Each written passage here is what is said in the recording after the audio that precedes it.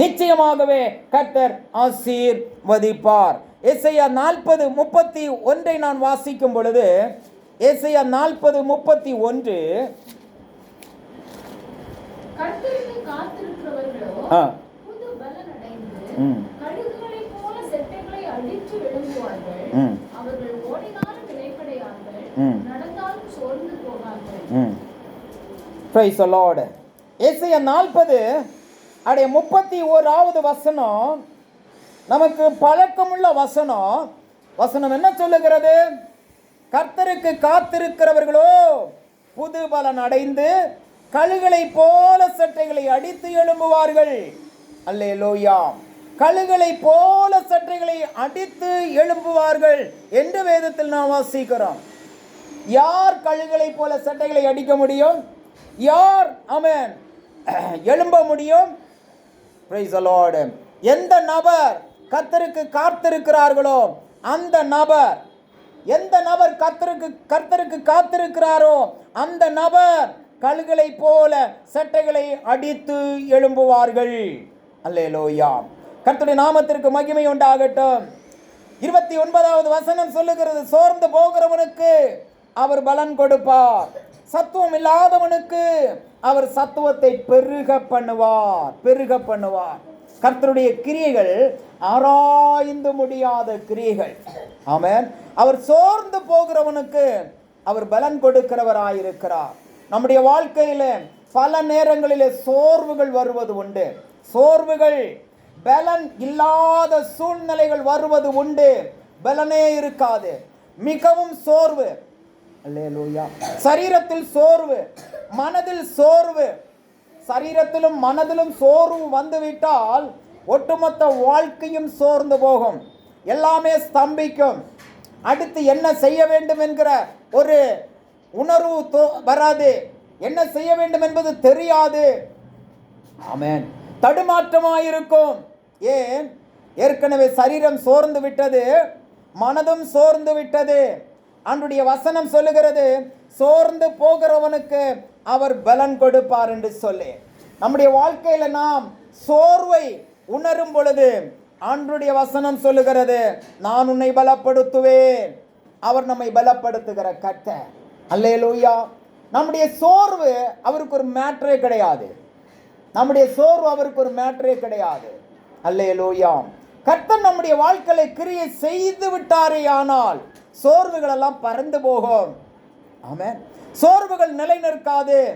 சோர்வுகள், பலவீனங்கள், வேதனைகள், வியாதிகள் ஒன்றும் நிரந்தரமானதல்ல.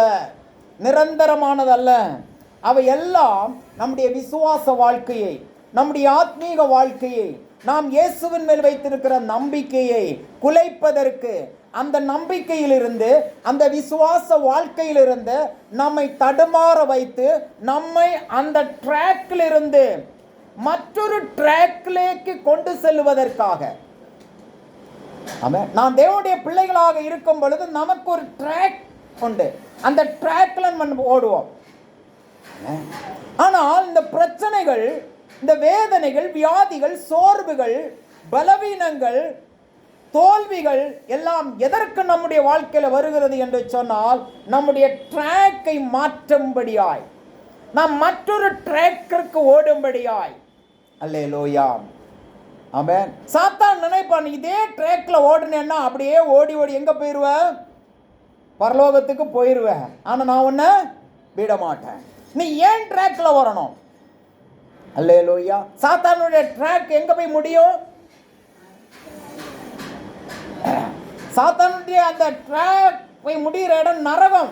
வேதம் என்ன சொல்லுகிறது? பரலோகத்துக்கு போகக்கூடிய பாதை இடுக்கமாயிருக்கிறது. ஆமென். அது ஜீவனுக்கு போகக்கூடிய பாதை. ஆனால் நரகத்துக்கு, கேட்டிற்கு, அழிவிற்கு போகக்கூடிய பாதை விசாலமானது. அது சாத்தானுடைய பாதை. இப்ப நம்ம அந்த இடுக்கமான பாதையில ஓடிட்டு இருப்போம். பிசாசு வந்து கங்கணம் கட்டி எப்படியாகலும் எதையாகலும் ஒன்றை செய்து நம்முடைய ட்ராக்ல இருந்து நம்மை திசை திருப்பும்படிக்கு கிரியை செய்வான். அல்லேலூயா. எல்லாம் சாத்தானுடைய கிரியை அல்ல. சில நேரத்தில் நாம் அப்படியே வாழ்ந்து கொண்டிருப்போம். திடீரென்று பிரச்சனை வரும், போராட்டம் வரும், வியாதி வரும், வேதனை வரும். நம்மை பார்ப்பவர்கள் சொல்லுவார்கள், உனக்கா இப்படி, உனக்கா இப்படி, உனக்கா இப்படி. ஏன் உனக்கு இப்படி வந்தது? வந்திருக்க கூடாதே, வந்திருக்க கூடாதே, வந்திருக்க கூடாதே. அல்லேலூயா. என்னை கேட்கிற அருமையான தேவனுடைய ஜனமே, சில நேரத்தில் நம்மை குறித்தே நமக்கு தெரியாது, நம்மை குறித்தே நமக்கு தெரியாது.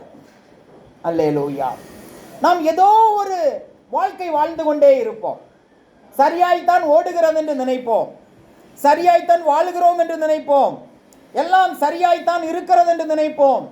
ஆனால் கர்த்தருடைய பார்வைக்கு நிறைய ஒழுங்கீனங்கள் கர்த்தருடைய பார்வைக்கு தென்படும்.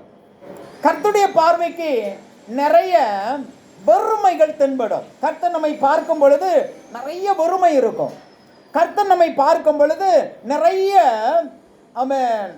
ஒழுங்கற்ற நிலை இருக்கும்.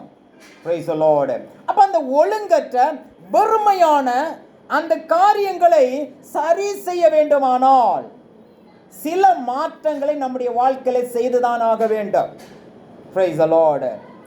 ஆமென். சோர்வு வரும், பலவீனம் வரும்.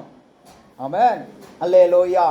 சோர்வு, பலவீனம், வேதனை, வியாதி, கஷ்டம், நஷ்டங்கள், தோல்விகள் எல்லாம் வரும் பொழுது அல்லேலூயா சில நேரத்தில் நம்மால உணர முடியாது.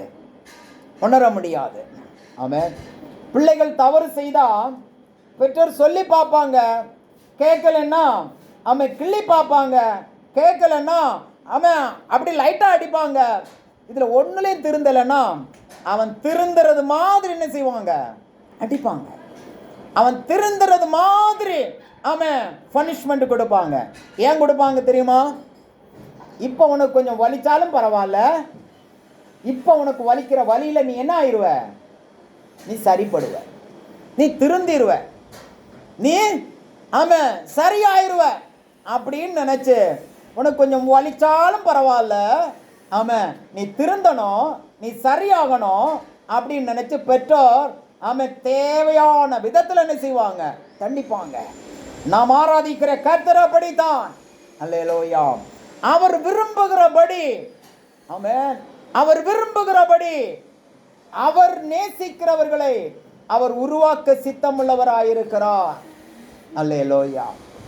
ஆமென். யோனாவை கொண்டு அவன் கர்த்தர் செய்ய வேண்டியதை அவர் செய்தார். யோனாவுக்கு வேணும்னா அவன் ஏற்கனவே தடுமாறினது மாதிரி அப்படியே தடுமாறி போயிருக்கலாம். ஆனா கர்த்தர் விடவில்லை, கர்த்தர் விடவில்லை. கர்த்தர் கழுதையும் பேச வைப்பார், காகத்தையும் பயன்படுத்துவார், கல்லாலையும் கோலியாத்தை விழ வைப்பார், எல்லாம் செய்யக்கூடியவர். ஆனால் சில இடங்களில் கர்த்தருக்கு ஒரு தீர்மானமான காரியம் உண்டு. நீ என்றால் நீதான், உன்னை கொண்டு என்று சொன்னால் உன்னை கொண்டுதான். கர்த்தர் சில காரியங்களை செய்ய வேண்டும் என்று நினைக்கும் பொழுது எங்க போனாலும் கர்த்தர் என்ன செய்ய மாட்டார்? விடமாட்டார். மோசையை கொண்டு கர்த்தருக்கு இஸ்ரவேல் ஜனங்களை எகிப்திலிருந்து அவன் விடுவித்து அப்படியாய் கூட்டிக் கொண்டு செல்ல வேண்டும் என்கிற மாறாத திட்டம் இருந்தது. ஆகவே மோசே எத்தனை தரம் என்னால முடியாது என்று சொல்லி அவன் தடுமாறின பொழுதும் கர்த்தர் அவனை விடவில்லை. நீதான் செய்ய வேண்டும் என்று சொல்லி கர்த்தர் அவன் தீர்க்கமாயிருந்தபடியினாலே அதில் சற்றும் கர்த்தர் மாறவில்லை. அதை போல சில காரியங்களை நம்முடைய வாழ்க்கையில செய்ய வேண்டும் என்று சொல்லி, நம்மை கொண்டு சில காரியங்களை செய்ய வேண்டும் என்று சொல்லி கர்த்தர் தீர்மானித்திருக்கும் பொழுது அதிலிருந்து அவர் சற்றும் மாற மாட்டார். அதற்காக எந்த விதத்தில் நம்மை ஒடிக்க வேண்டுமானாலும் அவர் ஒடிக்க, எந்த விதத்தில் நம்மை உருவாக்க வேண்டும் என்றாலும் அந்த விதத்தில் நம்மை உருவாக்க அவர் சோர்ந்து போகிறவர் அல்ல. அவர் அந்த விஷயத்துல ஆமென் அப்படி மனஸ்தாபப்படுகிறவர் அல்ல. அல்லேலூயா. நம்முடைய வாழ்க்கையில வேதனைகள் வரும் பொழுது, ஆமென், பிரச்சனைகள் வரும் பொழுது நாம் ஆமென் கலங்குவோம், தயங்குவோம். ஆனால் கர்த்தர் கலங்க மாட்டார். ஏன் தெரியுமா? அல்லேலூயா. நாம் எந்த நிலைக்கு வர வேண்டுமோ அந்த நிலைக்கு கர்த்தர் நம்மை கொண்டு வர விரும்புகிறார். 31வது வசனத்தில் சொல்லப்பட்டிருக்கிறது, கர்த்தருக்கு காத்திருக்கிறவர்களோ புதுபலன் அடைவார்கள், புதுபலன் அடைவார்கள், கழுகளை போல செட்டைகளை அடித்து எழும்புவார்கள். அல்லேலூயா. காத்திருக்கிறவர்கள் ஒரு நாள் வரும், அவர்கள் என்னைக்கும் காத்திருக்க மாட்டார்கள். காத்திருப்பார்கள், அவர்களுக்கு ஒரு நாள் வரும், அவர்கள் எழும்புவார்கள். அல்லேலூயா. நீங்களும் நானும் காத்திருந்தால், ஆமென், வருட ஆமென், அப்படி வருட கணக்கில் காத்திருக்கணும் என்று அல்ல. எவ்வளவு நாள் கர்த்தர் நம்மை காத்திருக்க அனுமதிக்கிறாரோ அவ்வளவு நாள் நாம் பொறுமையோடு கூட காத்திருந்தால் ஒரு நாள் வரும், கர்த்தர் நம்மை பார்த்து சொல்லுவார், அவன் நீ எழும்பலாம் என்று சொல்லி, நீ எழும்பலாம். அல்லேலூயா. இங்கே கழுகுக்கு சமானப்படுத்தி இருக்கிறது, கழுகுக்கு ஒப்புமையாக்கப்பட்டிருக்கிறது. பாருங்கள், கழுகை போல செட்டைகளை அடித்து. ஏன் கழுகை கொண்டு கர்த்தர் இங்கே உதாரணமாக சொல்லுகிறார்? கழுகுக்கு ஒரு சீசன் உண்டு. பாருங்கள், கழுகுக்கு ஒரு சீசன் உண்டு. அல்லேலூயா. கழுகு அவன் அந்த குஞ்சா இருக்கும் பொழுது கொஞ்சம் கொஞ்சமாக அதனுடைய ரெக்கைகள் முளைக்கும். ஆமென். அந்த ஃபெதர்ஸ், விங்ஸ் எல்லாமே வரும். வந்து அது கொஞ்ச நாளையில் அப்படி என்ன செய்யும், கொஞ்சம் கொஞ்சமாக பறக்கும். அல்லேலூயா. பறக்கும் பொழுது அது மற்ற பறவைகளை போல அல்ல. கழுகுக்கு நிறைய பிராக்டிஸ் உண்டு, நிறைய பிராக்டிஸ். அல்லேலூயா. மற்ற பறவைகள் தங்களுடைய குஞ்சுகளை ஆமென் முட்டை போட்டு அடை காக்கும் பொழுது அந்த குஞ்சுகளுடைய அது முட்டை பொரித்து குஞ்சான பிற்பாடு அந்த குஞ்சுகளுக்கு மேலே எதுவும் குத்தாதபடிக்கு முள்ளு, அந்த மாதிரி கூர்மையான குச்சிகள் இதையெல்லாம் அவன் கொண்டு அதுக்குள்ள வைக்காது. அதெல்லாம் வெளியில இருக்கும். அந்த அந்த நெட்டோட வெளியில முள் இருக்கும், கூர்மையான குச்சி இருக்கும், எல்லாம் இருக்கும். ஆனால் உள்பாகம் இருக்கிறதே அது கொஞ்சம் சாஃப்டாக தான் இருக்கும். அல்லேலூயா. ஏன் அது சாஃப்டாக வைக்குதுன்னா அந்த குஞ்சுக்கு என்ன செய்யக்கூடாது, ஆமாம், இது குத்திடக்கூடாது. ஆனால் கழுகு என்ன செய்யும் தெரியுமா? கழுகு முற்றிலும் வித்தியாசமானது. கழுகு அவன் சற்று முரண்பாடானது. அது குஞ்சு பொறிச்சு அந்த குஞ்சு அவன் மேலே குத்துற மாதிரி தான் அது செட் பண்ணியிருக்குமா, முள்ளால தான் செட் பண்ணியிருக்குமா, கூர்மையான குஞ்சு தான் உள்ளே இருக்குமா. ஏன்னா அந்த கழுகு குஞ்சாய் வரும் பொழுது அதனுடைய ஆரம்ப ஸ்டேஜ் பிரச்சனைகளை, எதிர்ப்புகளை, வேதனைகளை, ரத்தம் சொரிவதை அது அனுபவமாய் கொண்டு அதை அவன் ஒரு பிராக்டிஸ் ஆகிக்கொண்டு வளர அவன் அது வழிவகுக்கிறது. Price the Lord. அது கொஞ்சம் வளருகிறது, அப்படி ரெக்கைகள் வருகிறது. சரி, இன்னும் கொஞ்சம் ரெக்கை வந்த பிற்பாடு அது அப்படியாய் தானாக பறக்கட்டும் என்று சொல்லி கழுகு விடாது. இந்த கழுகு என்ன செய்யுமா தெரியுமா? கொஞ்சம் ரெக்கை வந்த உடனே இது அப்படியாய் தன்னுடைய வாயில கொத்தி காலில் இடுக்கி மேலே கொண்டு போகுமா. கொண்டு போயிட்டு என்ன செய்யுமா தெரியுமா? அவன் அப்படியாய் ஆகாசத்தில் மேலே போயிட்டு அப்படியே அம்போன்னு விட்டுரும். இது கிங்கன்னு ஒரு சவுண்டு போட்டுட்டு அப்படியே கீழே வரும். ஏன் கீழே வரும் தெரியுமா? இதுக்கு சரியா என்ன ஆகலை, இன்னும் அந்த விங்ஸு இன்னும் செயல்படுற அளவுக்கு அந்த ஃபெதர்ஸ் எல்லாம் இன்னும் செட் ஆகலை. அதனால இதுக்கு விங்ஸை விரிக்க முடியாது, பறக்க முடியாது. இது அப்படியா கீழே வேகமாக வரும் பொழுது இதோடைய சரீரத்தில் இருக்கிற வெயிட்டுக்கு ஏற்றவாறு அதோடைய விங்ஸு ஆமாம் இன்னும் என்ன ஆகலை, பலன் ஆகலை. அந்த விங்ஸில் பாடியை தாங்கக்கூடிய அளவுக்கு விங்ஸில் பலன் இல்லாதனால, இன்னும் பறக்கும் அளவிற்கு அதோடைய ஃபெதர்ஸ் இல்லாதனால, இன்னும் அதை அசைத்து அனுபவம் இல்லாதனால அது அப்படியே கீழே வரும். ஆமாம். கீழே வரும் பொழுது மேலே நின்று என்ன செய்யுமா, இது அப்படியே வட்டம் போடும். வட்டம் போட்டுட்டு தாய் கழுகு இது வேகமாக அந்த குஞ்சு கீழே போகும்போது பாருங்க, அது தரையில் போய் முட்டாத அளவிற்கு இந்த தாய் கழுகனும் அதிவேகமாய் வந்து கீழே வந்து, அதாவது இந்த குஞ்சு கழுகு கீழே போய் மண்ணில் முட்டி ஆமாம் அது அப்படியாய் சிதறதற்கு முன்னாடியே இந்த தாய் கழுகு அதிவேகமாய், ஏன்னா ரொம்ப துல்லியமாய் கவனிக்கும், அது ரொம்ப கவனிக்கும். அல்லேலூயா. ரொம்ப கவனிச்சு ஆமாம் இந்த குஞ்சு கழுகு போய் தரையில் முட்டாத அளவுக்கு அது வேகமாய் வந்து தன் ரெக்கையை விரித்து அதில் தாங்கிக் கொள்ளுமா. திரும்ப மேலே கொண்டு போகுமா. ஆமாம். இப்படி பல நாட்கள் ட்ரைனிங். இந்த பல நாட்கள் ட்ரைனிங்குள்ள இதுக்கு ஓரளவுக்கு என்ன ஆயிரும், அந்த ஃபெதர்ஸ் எல்லாம் வரும், விங்ஸில் பலன் உண்டாகும், விங்ஸ்லையும் வேண்ட அந்த ரெக்கைகள் எல்லாம் வரும். ஆமென். ஒரு நாள் வரும், இது போடும்போது அது ஆட்டோமேட்டிக்கலாக என்ன ஆகுமா, அந்த ரெக்கை விரியும். அல்லேலூயா. ரெக்கை விரிந்த உடனே அதுக்கு தாய் கழுக மாதிரி ஏன்னா அது மேலே இருந்து விடுறதாக்கும், ரொம்ப வேகமாக வரும். அல்லேலூயா. உடனே அது பட்டான்னு அந்த விங்ஸ் எல்லாம் விரித்து பறக்க முயற்சி பண்ண அந்த அளவுக்கெல்லாம் பறக்க முடியாது. கொஞ்சம் விரிக்கிற மாதிரி அப்படி விழுற மாதிரி எல்லாம் தான் அதோடைய மூமெண்ட்ஸ் இருக்கும். இது பல நாள் நடக்கும். அல்லேலூயா. அதுக்கு பிறகுதான் அதோடைய ஃபுல் பலன் வரும், அது தானாய் காரியங்களை செய்யும். இது கழுகுடைய ஒரு சுபாவம். இங்கே ஆண்டவர் சொல்லுகிறார், கழுகு அமேன்களை போல சட்டைகளை அடித்து எழும்புவார்கள். இது எந்த கழுகுடைய அனுபவம் தெரியுமா?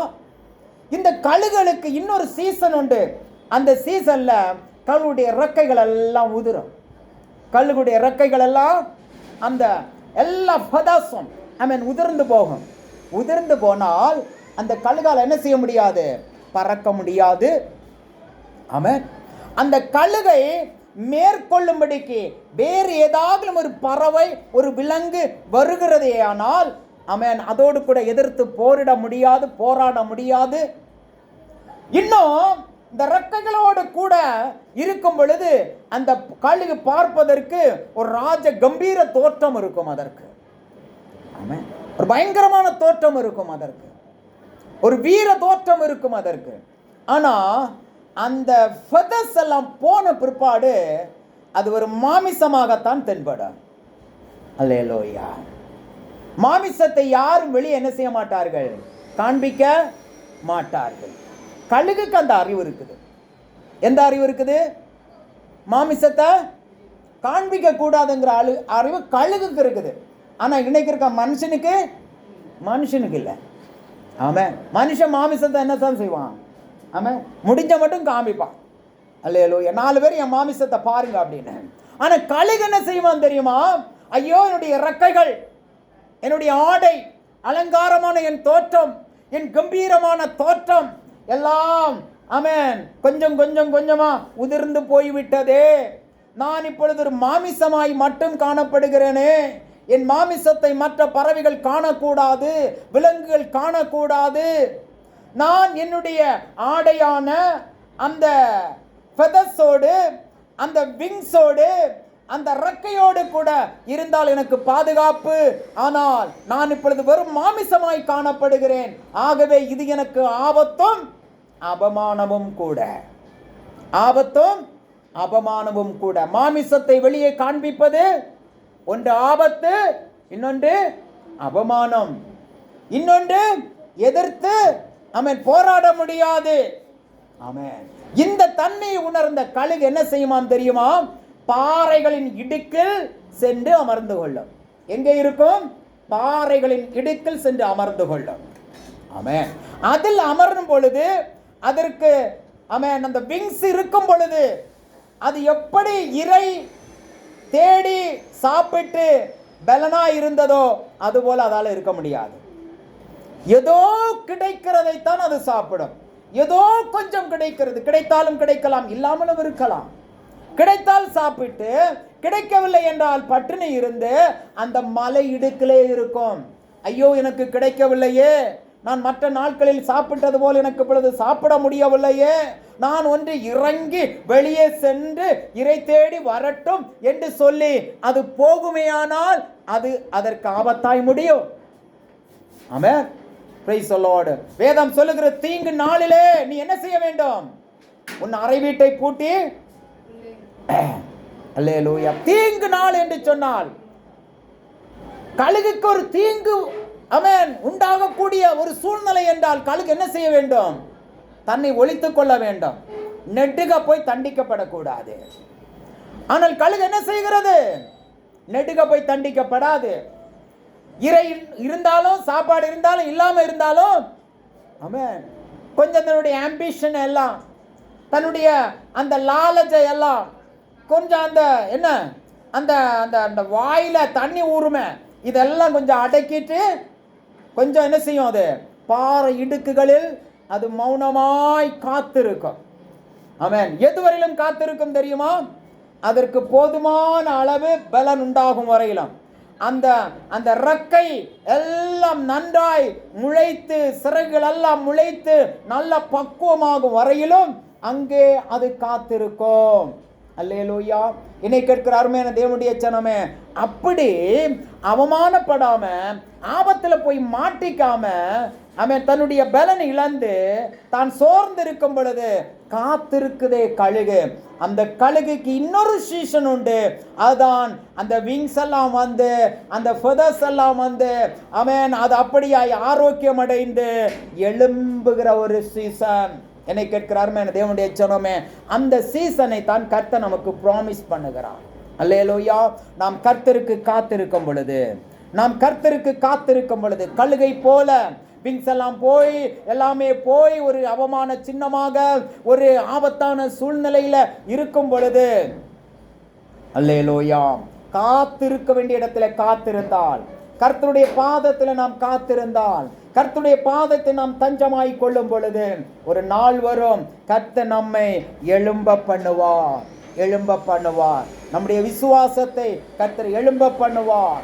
நம்முடைய பலனை கர்த்தர் எழும்ப பண்ணுவார். நம்முடைய ஆத்மீக வாழ்க்கையை கர்த்தர் எழும்ப பண்ணுவார். நம்முடைய சரீர சுகபல ஆரோக்கியத்தை கர்த்தர் எழும்ப பண்ணுவார். அல்லேலூயா.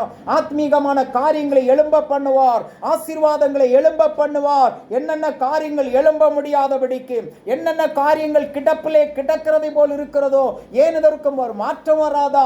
ஏன் இதற்கு ஒரு முன்னேற்றம் வராதா? இதிலிருந்து ஒரு விடுதலை கிடைக்காதா? இது அவன் எழும்பாதா என்று சொல்லி நாம் என்னென்ன காரியங்களை குறித்து அங்கலாய்க்கிறோமோ, கர்த்தருடைய வசனம் சொல்லுகிறது, ஒரு நாள் வரும் அவர்கள் அவன் செட்டைகளை அடித்து எழும்புவார்கள். யாராலும் பிடித்து எழும்ப வைப்பது அல்ல. அல்லேலூயா. தானாகவே எழும்புவார்கள். சட்டைகளை அடித்து எழும்புவார்கள். கர்த்தருடைய வேதம் நமக்கு அவன் கொடுக்கக்கூடிய ஒரு ப்ராமிஸ் என்னவென்றால், கர்த்தருடைய வசனம் நமக்கு கொடுக்கிற என்கரேஜ்மெண்ட் என்னவென்றால், ஒரு நாள் வரும் நாமாகவே சட்டைகளை அடித்து எழும்புவோமா, நாமாகவே காரியங்களை செய்வோமா, நாமாகவே ஆசீர்வாதமாய் இருப்போமாம், நாமாகவே கர்த்தருடைய காரியத்தை பயங்கரமாய் செய்வோமாம், நாமாகவே 4 பேருக்கு ஆசீர்வாதமாய் நிற்போமாம், நாமாகவே சட்டைகளை அடித்து எழும்புவோம் என்று வேதம் சொல்லுகிறது. அல்லேலூயா. கர்த்தருடைய கரத்தில் நம்மை ஒப்பு கொடுப்போம். ஹல்லேலூயா. சங்கீதக்காரன் சொல்லுகிறான், சங்கீதம் 40:12, கர்த்தருக்கு பொறுமையாக காத்திருந்தேன், அவர் என் கூப்பிடுதலை கேட்டார். என்னை கேட்கிறார் தேவனுடைய ஜனமே, கர்த்தரிடத்தில் நாம் ஒன்றை மட்டும் கேட்போம் இந்த நாளில், கர்த்தாவே, நான் பொறுமையோடு காத்திருக்க எனக்கு பலன் தாரும். பொறுமையோடு காத்திருக்க எனக்கு பலன் தாரும். நான் பலவீனன், நான் வியாதியஸ்தன், நான் தோல்வியுற்றவன், ஒன்றும் செய்ய இயலாதவன், நிர்பந்தமானவன், பிரயோஜனமற்றவன், தேவையற்றவன், உடைக்கப்பட்டவன், உருக்குலைந்தவன், என்ன செய்ய வேண்டும் என்று தெரியாதவன், என்ன செய்ய வேண்டும் என்று தெரியாதவன், என்ன செய்ய வேண்டும் என்று தெரியாதவன். அல்லேலூயா. ஆமென். நம்முடைய சூழ்நிலையை குறித்து கர்த்தர் அறிவார். நம்முடைய சூழ்நிலையை கர்த்தர் அறிவார். அல்லேலூயா. அல்லேலூயா. இந்த சூழ்நிலை எதுவரைக்கும் என்று நமக்கு தெரியாது. இந்த சூழ்நிலை எதுவரைக்கும் என்று நமக்கு தெரியாது. ஆமென். Praise the Lord. எதுவரைக்கும் சத்துரு நிந்திப்பான் என்று நமக்கு தெரியாது. எதுவரைக்கும் சத்துரு நிந்தித்துக் கொண்டே இருப்பான் என்று நமக்கு தெரியாது. அல்லேலூயா. ஒரு அடையாளம் இல்லை, அவன் நம்மை ஆறுதல் படுத்துவார் இல்லை. அல்லேலூயா. அவன் நம்முடைய வேதனைக்கு முற்றுப்புள்ளி எப்பொழுது உண்டாகும் என்று நமக்கு தெரியாது. முற்றிலும் ஒரு அந்தகாரத்தின் சூழ்நிலை. கழுகை பாருங்கள், அது அந்த பாறை இடுக்கில், பாறை வெடிப்புகளில் மத்தியில் சென்று விட்டதே. ஆனால் உலகத்தில் என்ன நடக்குதுன்னு அதுக்கு தெரியாது, எங்க என்ன நடக்குதுன்னு அதுக்கு தெரியாது, அதை சுற்றிலும் என்ன நடக்குதுன்னு அதுக்கு தெரியாது. அல்லேலூயா. அதுக்கு யார் உதவி பண்ணுவாங்கன்னு அதுக்கு தெரியாது. வெளியில ஆபத்து இருக்கா இல்ல அனுகூலம் இருக்கான்னு அதுக்கு தெரியாது. ஒண்ணுமே தெரியாது. ஒன்னும் தெரியாத ஒரு நிலைக்கு இருக்கும். ஆமென். நாம் இன்றைக்கு வாசித்த சங்கீத பகுதியில நாம் கேட்டோம், அல்லேலூயா, எங்களுக்கு இருந்த அடையாளங்களை காணோம். ஆமென். எங்களுக்கு ஒரு அடையாளம் இருந்தது. நாங்கள் யார் என்று சொல்லப்படுகிற ஒரு சூழ்நிலை இருந்தது. எங்களுக்கு ரெக்கை இருந்தது, விங்ஸ் இருந்தது, ஆரோக்கியம் இருந்தது. அது எங்களுக்கு அடையாளம்.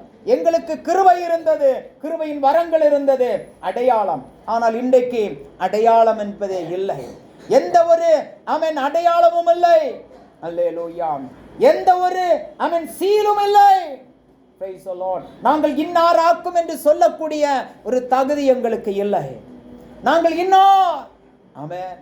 நாங்கள் இயேசுவின் விசுவாசி, நாங்கள் இயேசுவின் பிள்ளைகள், நாங்கள் ஊழியக்காரர்கள் என்று சொல்லக்கூடிய ஒரு மிகுந்த அடையாளம் உண்டு. அந்த அடையாளத்தின் தன்மை இழந்தவர்களாய் இந்த நாட்களில் நாம் காணப்படுகிறோம். அடையாளத்தை அடையாளப்படுத்த முடியவில்லை. அடையாளத்தை அடையாளப்படுத்த முடியவில்லை. அடையாளத்தை அடையாளப்படுத்த வேண்டுமானால் அடையாளம் போல் இருந்தால் தான் அடையாளப்படுத்த முடியும். அல்லேலூயா. ஆமென். இப்பொழுதோ அடையாளம் என்று சொன்னாலும் அதை அடையாளப்படுத்த முடியாது. ஏன்? அந்த அடையாளத்தின் கிரியைகள் இல்லை. Praise the Lord. சங்கீதக்காரர்கள் சொல்லுகிறார்கள், எங்களுக்கு இருந்த அடையாளத்தை காணோம், தீர்க்கதரிசியும் இல்லை, இது எதுவரைக்கும் என்று அறிகிறவனும் எங்களிடத்தில் இல்லை. ஆமென். கழுகுக்கு அதுதான் சூழ்நிலை. அவன் எவ்வளவு நாள் இந்த சூழ்நிலை நீடிக்கும் என்று அதுக்கு தெரியாது. யாரும் வந்து சொல்லவும் மாட்டார்கள். அல்லேலூயா. நம்முடைய சூழ்நிலையும் அப்படித்தான். எதுவரைக்கும் இந்த சூழ்நிலை, எதுவரைக்கும் இந்த இறக்கை இல்லாத சூழ்நிலை, எதுவரைக்கும் இந்த ஃபெதர்ஸ் இல்லாத சூழ்நிலை, எதுவரைக்கும் விங்ஸ் இல்லாத சூழ்நிலை, எதுவரைக்கும் இந்த சோர்ந்த சூழ்நிலை, எதுவரைக்கும் வெளியே வந்தா அவமானம் அப்படின்னு நினைக்கக்கூடிய சூழ்நிலை எத்தனை காலம் வரைக்கும், எதுவரைக்கும் வெளியே போன ஆபத்து இருக்குமோ, வெளியே போன அதாட்டும் நடந்துருமோ அப்படின்னு நினைக்கக்கூடிய காலம் எதுவரைக்கும், எதுவரைக்கும் நமக்கு சொல்லுவார் இல்லை, நமக்கு சொல்லுவார் இல்லை. கண் கட்டி அவன் நடுகாட்டில் விடப்பட்ட அனுபவத்தில் நாம் இருக்கிறோமோ? கர்த்தருடைய வேதம் சொல்லுகிறது, காத்திருக்கிறவர்களே, கண் கட்டி நடுகாட்டில் விடப்பட்டவர்களை போல் இருக்கிறவர்களே, உங்களுக்கு ஆலோசனை சொல்ல தீர்க்கதரிசி இல்லையோ? உங்களுக்கு ஆலோசனை சொல்ல ஒருவரும் இல்லையோ? விசாரிப்பார் ஒருவரும் இல்லையோ? எதுவரைக்கும் இந்த சூழ்நிலை என்று உங்களுக்கு தெரியாதோ? அல்லேலூயா. எதுவரைக்கும் இந்த சூழ்நிலை என்று உங்களுக்கு தெரியாதோ? அன்றைய வசனம் சொல்லுகிறது, ஒரு நாள் வரும், நீ எழும்புவாய், சட்டைகளை அடிப்பாய். ஆமென். என்னை கேட்கிறார் தேவனுடைய சொன்னோமே, நம்முடைய சீசன், நம்முடைய நாட்கள் கழுகின் நாட்கள். ஆமென். ஃபெதர்ஸ் இல்லாத, ஆமென், சிறகில்லாத கழுகின் சூழ்நிலை, தீர்க்கதரிசி இல்லாத சூழ்நிலை, நம்மோடு கூட பேச, நம்மை ஆறுதல் படுத்த, நம்முடைய காரியங்களை முன்னின்று செய்ய ஒருவரும் இல்லாத சூழ்நிலை. இந்த சூழ்நிலை எதுவரைக்கும் என்று நமக்கு தெரியாது. ஆனால் கர்த்தருடைய வேதம் சொல்லுகிறது, ஆமென், அவர் சொல்லுகிறார், நீ அறியாமல் இருக்கும் பொழுது, நீ அங்கலாய்த்து கொண்டிருக்கும் பொழுது, Praise the Lord, எதுவரைக்கும் இந்த சூழ்நிலை என்று தெரியாமல் இருக்கும் பொழுது, அடையாளங்கள் எல்லாம் இழக்கப்பட்டிருக்கும் பொழுது, காத்திருக்கும் பொழுது ஆண்டவர் சொல்லுகிறார், அடையாளம் இல்லாமல் இருந்தாலும், எல்லாம் நஷ்டப்பட்டாலும், எல்லாம் நஷ்டப்பட்டாலும், கர்த்தர் எல்லாவற்றையும் இரட்டத்தனையாய் திரும்ப தர அவர் வல்லவர். இரட்டத்தனையாய் அவர் திரும்ப தர வல்லவர். அவருடைய கரத்தில் ஒப்பு கொடுத்து, இயேசுவே, நான் உமக்கு காத்திருக்க எனக்கு கிருபை தாரும், நான் உமக்கு காத்திருக்க எனக்கு கிருபை தாரும் கர்த்தாவே. சங்கீதக்காரன் சொல்லுகிறானே, 40:1-2, கர்த்தருக்கு பொறுமையாய் காத்திருந்தேன், அவர் என் கூப்பிடுதலை கேட்டார். நாம் பொறுமையாய் காத்திருக்க கர்த்தருடைய கரத்தில் நம்மை ஒப்பு கொடுப்போமா? பொறுமையாய் காத்திருக்க அவருடைய கரத்தில் நம்மை ஒப்பு கொடுப்போமா? நாம் செபிப்போம்.